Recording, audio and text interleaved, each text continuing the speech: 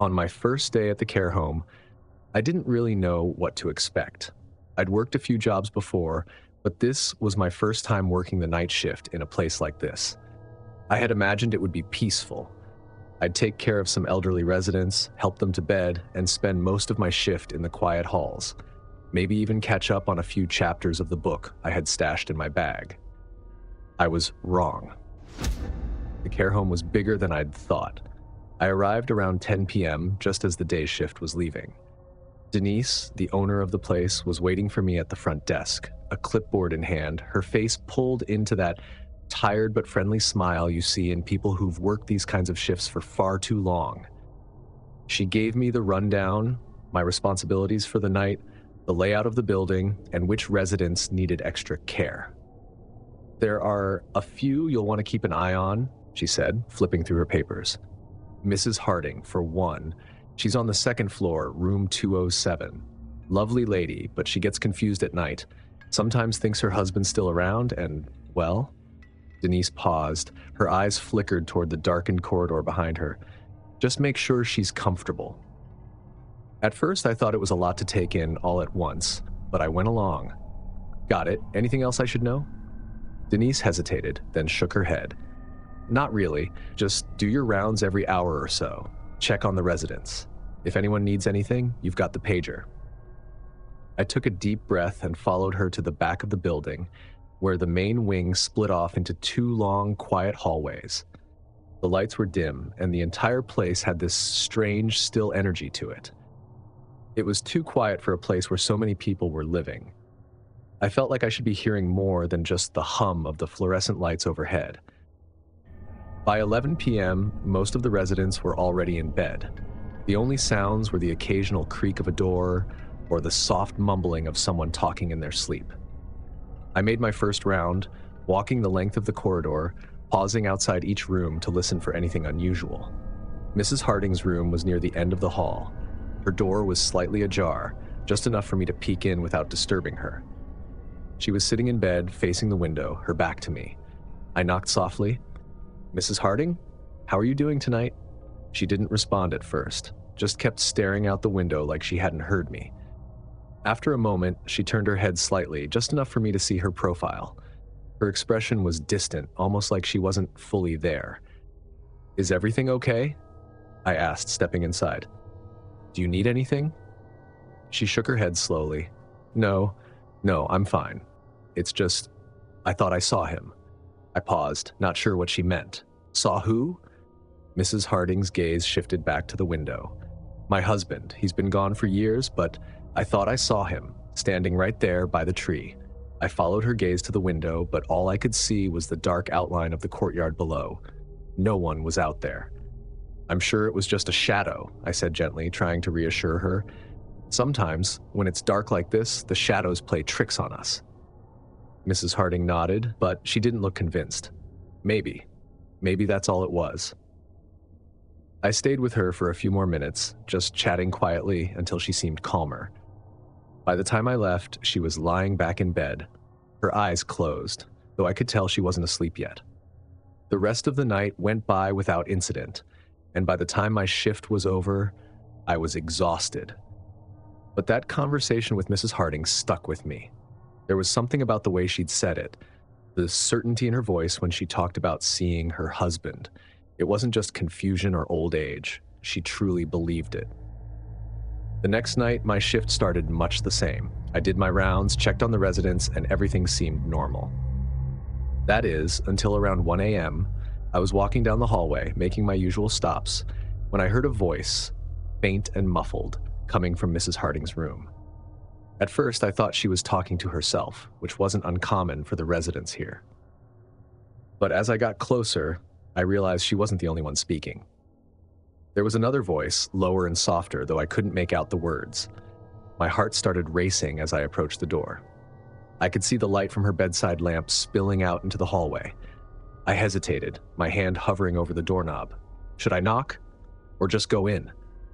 Then I heard Mrs. Harding's voice again, clearer this time. "Who are you talking to?"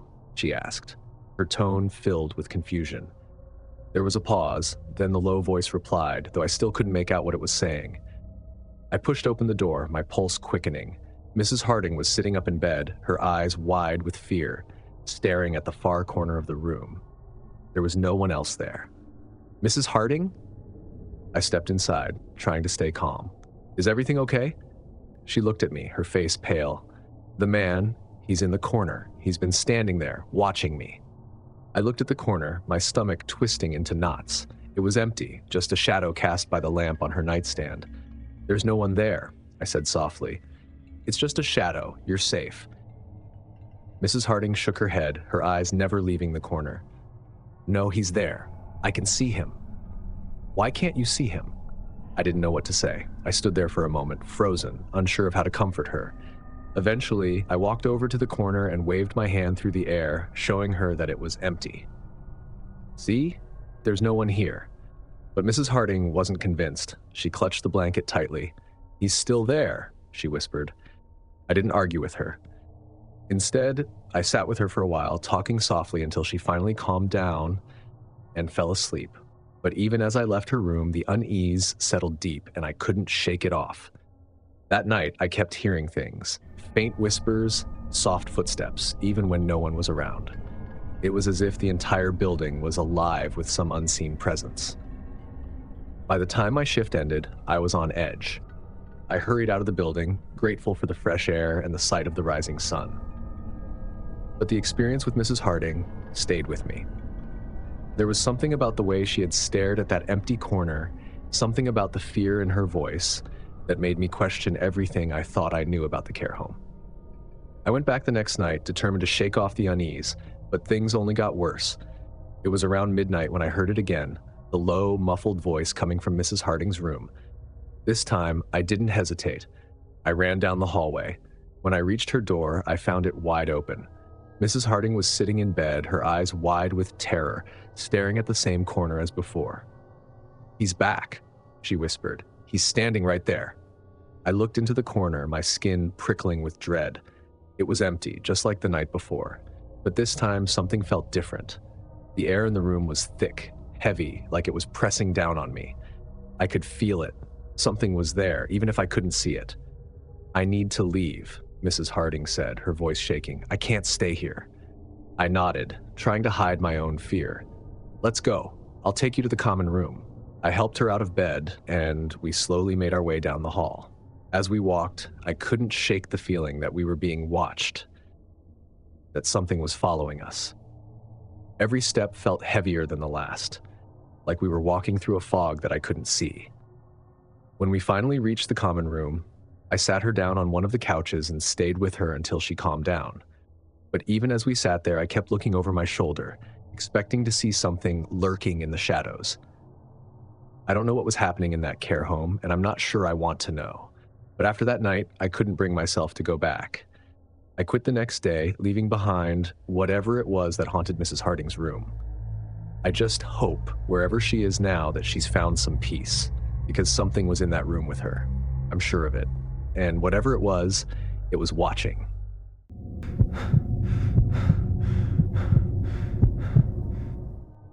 It was my first night working as a cleaner in one of the biggest office buildings downtown. I just landed the job and was grateful to have it, though I had no idea what to expect. The place was massive, rows of cubicles, endless conference rooms, and long corridors that seemed to stretch forever. Even though it was after hours, the building still felt alive somehow. I'd always worked daytime jobs, so adjusting to the eerie quiet of a night shift was going to take some time. The other cleaners on the team had already been there for years and knew the place inside out. They mostly kept to themselves, but that was fine with me. I didn't mind working alone. My supervisor, Carol, was the only one who gave me a proper introduction to the building. She showed me around, handed me a set of keys, and explained the areas I'd be responsible for. Most of the time, it was routine stuff, vacuuming, emptying trash, wiping down desks. Simple enough. I'd be alone on the 4th floor for the night, while the rest of the crew would handle the lower levels. "Oh, and by the way, you might run into Doug, the night janitor," she added before walking away. "Don't mind him. He's harmless, but a little strange. Just let him do his thing." I didn't pay it any mind back then. Everyone in these night jobs seemed to be a little odd in their own way. I figured Doug would just be another quiet guy, keeping to himself while he mopped floors or fixed whatever needed fixing. But from the moment I met him, I could tell something was off. He had this unsettling way of looking at you, too long, too intense, like he was studying every inch of you for no reason. When he first approached me, it was sudden, almost out of nowhere. I was in one of the break rooms, wiping down a table, when I turned around and there he was, standing in the doorway. "Hi there," his lips curled into a grin, but his eyes didn't follow. "First night, huh?" I tried not to let the weirdness of the situation get to me. "Yeah, just getting the hang of things. Let me know if you need anything," he added, his gaze not wavering. "I'm always around." That was an understatement. For the rest of the night, I kept seeing him here and there. No matter where I was, whether I was cleaning the bathrooms or vacuuming the carpets, Doug would be there, lurking. I'd see him at the end of the hallway, or just as I rounded a corner, pushing his cleaning cart, always watching. At first, I thought it was a coincidence. After all, it was a big building, and we were the only two on this floor for the night. But it happened too often for me to write it off. And it wasn't just that he was nearby, he was always looking at me, as if waiting for me to notice him. The first few times, I forced a smile, gave him a polite nod, and went back to my work. But the more it happened, the more uneasy I became. There's only so many times you can catch someone staring at you before it starts to feel wrong. At one point, I was in the kitchen, throwing out the trash, and when I turned around, Doug was standing just outside the door. I hadn't heard him come in, hadn't even seen him approach. He was just there. "Need a hand?" he asked. I shook my head quickly. "No, I'm good, thanks." He didn't leave, though. He stood there for a long moment, staring, his fingers drumming against his mop handle. Finally, he gave me that unsettling grin again and walked away without another word. I breathed a sigh of relief once he was gone, but the tension never left. I tried to tell myself I was overreacting. It was my first night, and I was probably just being paranoid.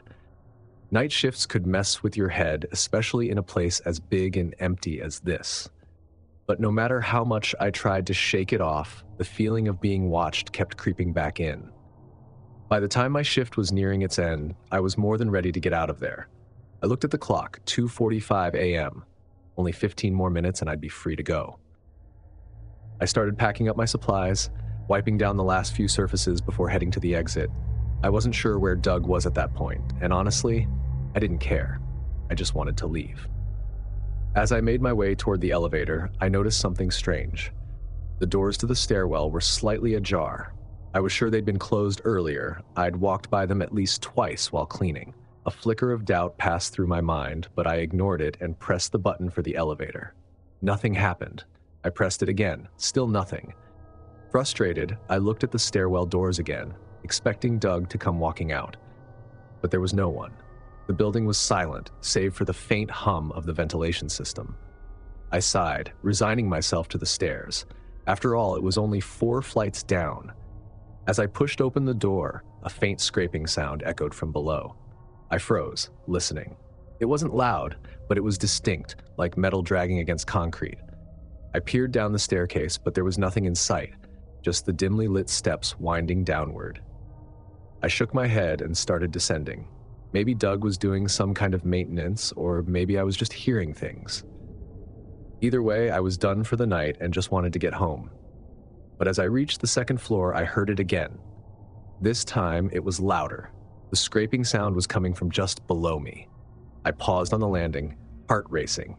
My hand tightened on the railing as I leaned over to peer down the stairwell again. And that's when I saw him. Doug. He was standing on the floor below, his back to me, holding a large metal object in his hand, something that looked like a pipe or a crowbar. He wasn't moving, just standing there, motionless, facing the wall. I stepped back, trying to keep quiet. My mind was racing. Why was he just standing there? What was he holding? Without thinking, I turned and bolted back up the stairs. My footsteps echoed through the stairwell as I sprinted back to the 4th floor. I ran straight to the door and slammed it shut as soon as I was through. I could hear my own breath, fast and panicked. I looked around the empty hallway, my heart still pounding. There was no way I was going back down those stairs, not with Doug lurking down there like that. I needed to get out, and I needed to get out fast. I tried the elevator again, but of course, it still wasn't working. My only option was to find another stairwell or an emergency exit. That's when I realized something horrible. Every exit I passed was locked. Panic started to set in.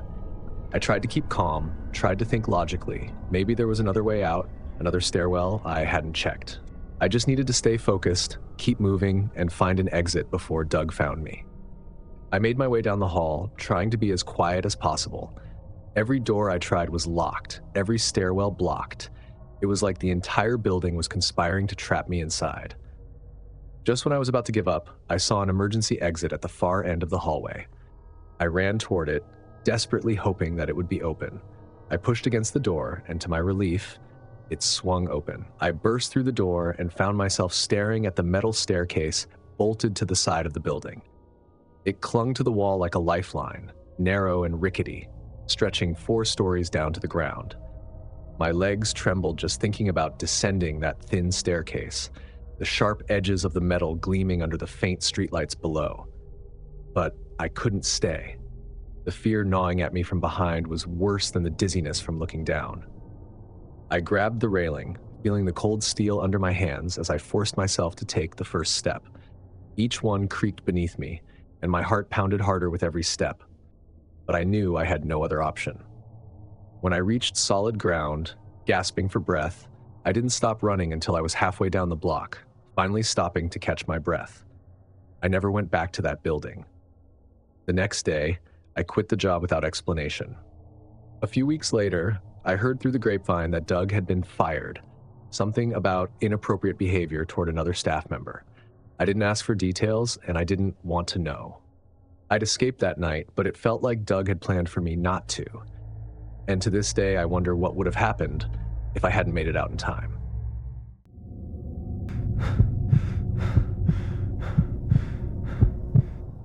I started at the law office on a cold Monday morning in November. You know how it feels when you start a new job, the jitters, the excitement, the overwhelming need to not screw things up on your first day? That was me, standing there in front of this small, slightly run-down building that looked more like a house than an office. I wasn't exactly sure what kind of law firm I was walking into. The ad hadn't provided many details, just a generic description of administrative tasks and occasional errands. But the pay was decent, and I needed the money. The inside of the building felt just as old as the outside. The walls were covered in faded wallpaper that might have been from the 70s, and the furniture looked like it had seen better days. There was a distinct musty smell, like the place hadn't been aired out in a while. "Welcome, you must be Tiana," said a voice from behind me. I turned to see a woman in her mid-50s standing in the hallway. Her name was Janet, the office manager, and she had that no-nonsense attitude that made you feel like you needed to walk on eggshells around her. She didn't smile much either, just looked at me like she was sizing me up. "Come on, I'll show you where your desk is," she said, turning and walking down the narrow hallway. The office was small, only a handful of rooms. There was the main office where Janet worked, and then a few other rooms I assumed were for the lawyers. My desk was tucked into a corner near the back, right by a window that looked out onto an alley. It wasn't much, but I didn't mind. I wasn't here to make friends or impress anyone. I just needed a paycheck. Janet didn't waste any time showing me the ropes. I was mostly answering phones, sorting through old case files, and running small errands. It was quiet work, and to be honest, a little boring. There weren't many people coming in and out of the office, which struck me as odd for a law firm. But I figured it was just one of those small-town operations that didn't get much foot traffic.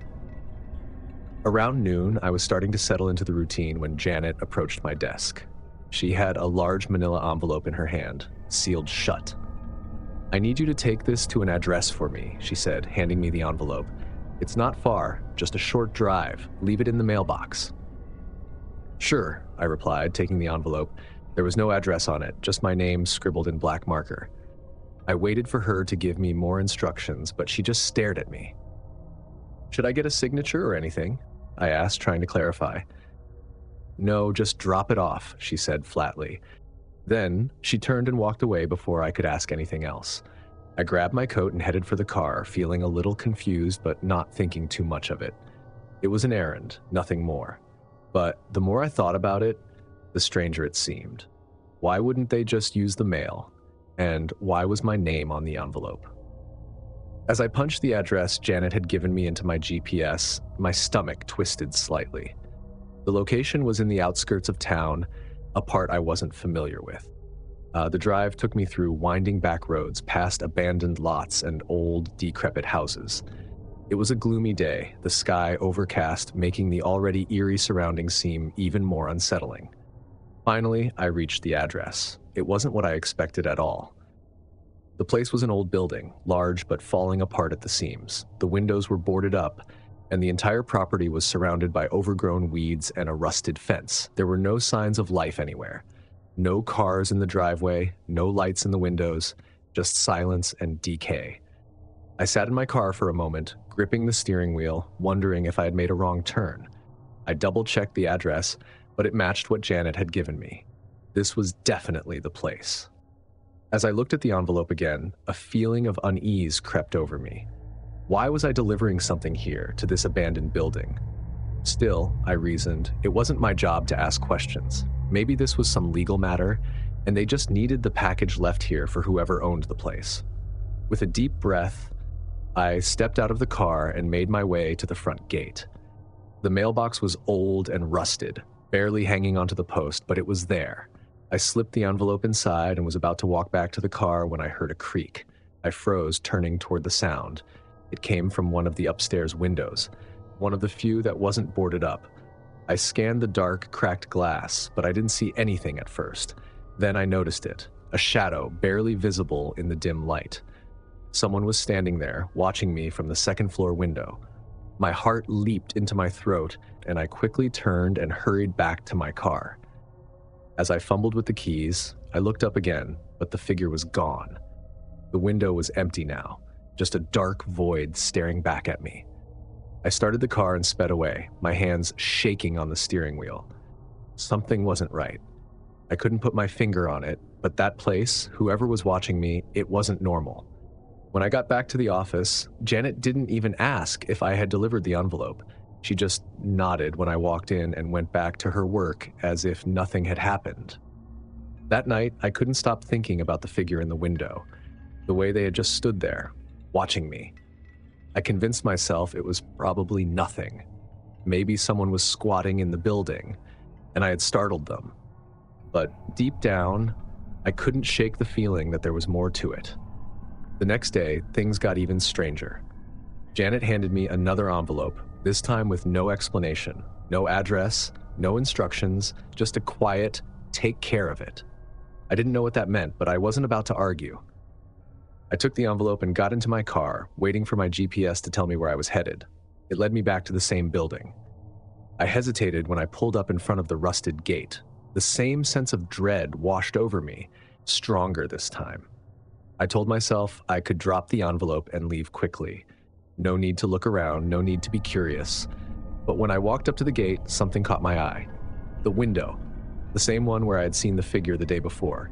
It was open now, just slightly, like someone had pried it loose.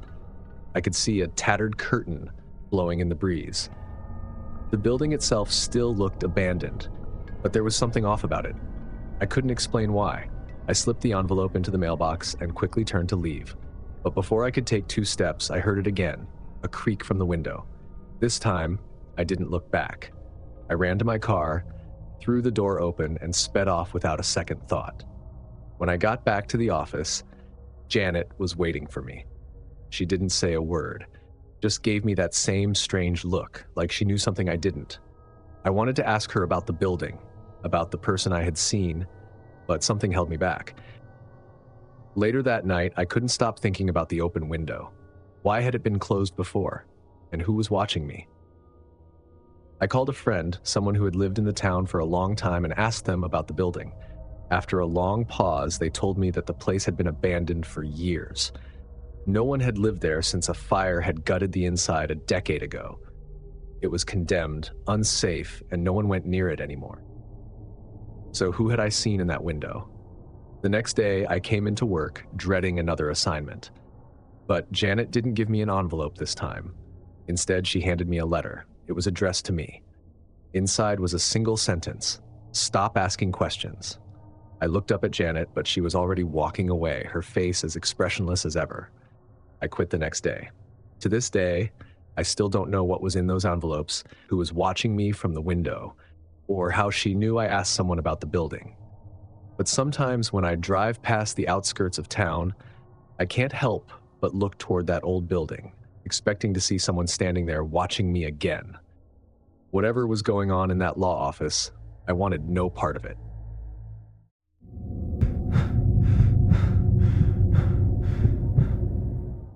It was my first day working at the bookstore, a quaint little shop tucked into the corner of an old building downtown. From the outside, it looked like any other small business: aged brick walls, big display windows filled with paperbacks, and a faded sign swinging in the breeze. I was excited. I loved books, and working here seemed like a dream. It was a quiet gig, with the occasional customer drifting in and out, and the owner, Mr. Langley, seemed nice enough when I met him. I arrived early that morning, eager to make a good impression.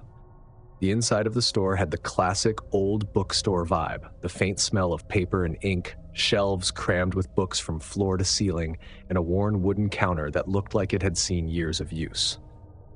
Mr. Langley gave me a brief tour of the place before retreating to his office in the back, leaving me to manage the front desk. The day went by uneventfully at first. I organized some shelves, greeted a handful of customers, and familiarized myself with the inventory. It was the kind of peaceful, slow-paced job that let me think while I worked. By the afternoon, things had quieted down even more, and I found myself with nothing to do but flip through a book at the counter. That's when I noticed the door. It was small, almost hidden behind a stack of boxes near the back of the store, and I hadn't paid much attention to it before. It was wooden, dark, and slightly weathered, with a heavy padlock securing it shut. Curiosity got the better of me, and I wandered over to take a closer look. The door was solid, but it didn't seem to match the rest of the shop. There was something about it that felt out of place. I looked around to make sure Mr. Langley wasn't watching before crouching down to examine it. The lock looked old, rusted in places, but it was sturdy. It struck me as strange. Why would a simple bookstore need a locked door like this? What could possibly be back there? My mind immediately started imagining hidden storage, maybe a dusty cellar filled with old first editions, or some kind of forgotten part of the building. But something about it felt weird. I wasn't sure why, but standing in front of that door made me uneasy, like I wasn't supposed to be there.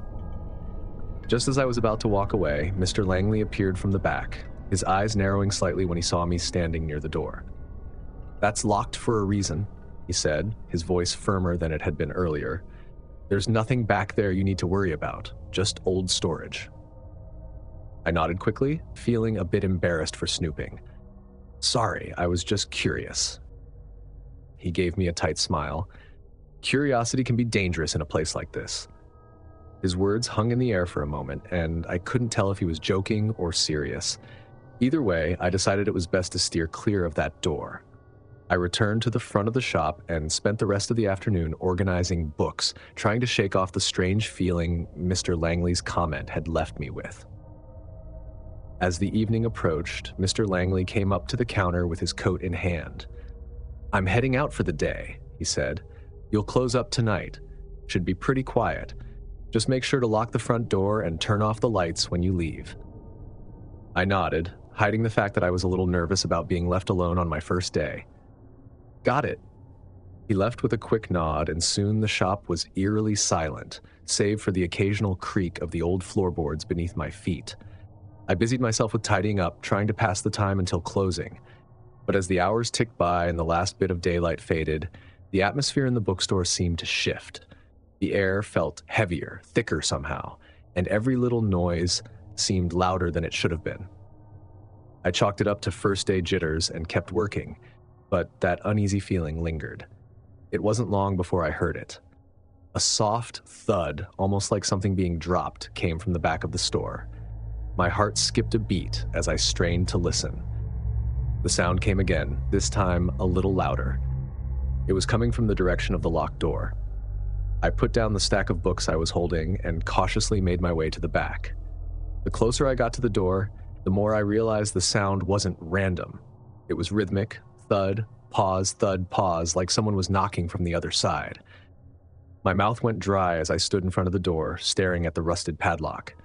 The knocking stopped suddenly, leaving only the faint hum of the overhead lights. I told myself it was probably nothing, just the old building settling, or maybe a draft pushing something against the door. But then I heard it again. A faint whisper, barely audible but unmistakable, came from behind the door.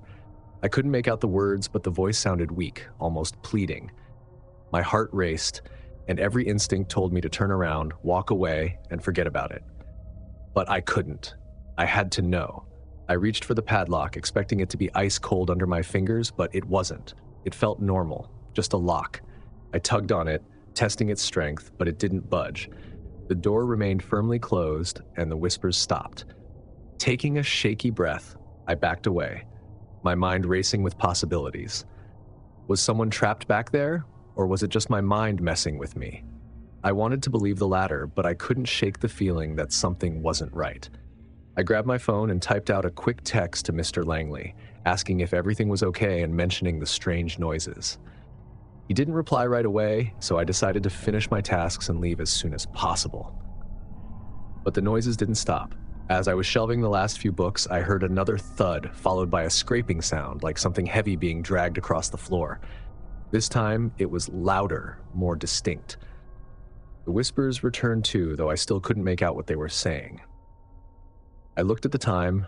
Still another hour until closing. That's when I got the text back from Mr. Langley. All it said was, "Do not open the door." My stomach tightened and my hands shook as I reread the message. He hadn't explained why, hadn't given any context, just a direct, almost panicked warning. I stared at the door, my mind racing with questions. If there was nothing back there, why did he feel the need to send that message? Another thud, this time followed by a low groan, echoed from behind the door. My breath caught in my throat, and I found myself slowly backing away. I didn't care what was making the noise anymore, I just wanted to be out of that store. I hurried to the front, flicking off the lights and grabbing my bag, but as I reached for the front door, a loud bang came from the back. It was as if something heavy had been thrown against the door, rattling the shelves nearby. I froze. Then, without warning, the padlock clicked. The sound was so quiet, so subtle, but I heard it clear as day. I turned around just in time to see the padlock slip from the latch and fall to the floor with a metallic clang. I didn't wait to see what happened next. I ran. Out the door, down the street, not stopping until I was safely in my car with the doors locked. My hands trembled as I tried to process what had just happened. I never went back to that bookstore. A week later, I heard it had closed down. No explanation, no announcement, just boarded up overnight. I never found out what was behind that door, and honestly, I don't want to know. But sometimes late at night, when everything is quiet and still, I think about the whispers, about the way the door unlocked itself, and I wonder if, somewhere in that dark, forgotten place, the door is still standing, waiting for someone else to open it and release whatever is in there. If these first day on the job horror stories gave you chills, make sure to hit that like button and subscribe for more spine-tingling content. And don't forget to turn on notifications so you never miss out on the next terrifying tale. Which story creeped you out the most? Drop it in the comments below. I'd love to hear it. Stay safe, and remember, trust your instincts, especially on your first day. Thanks for watching, and I'll see you in the next nightmare.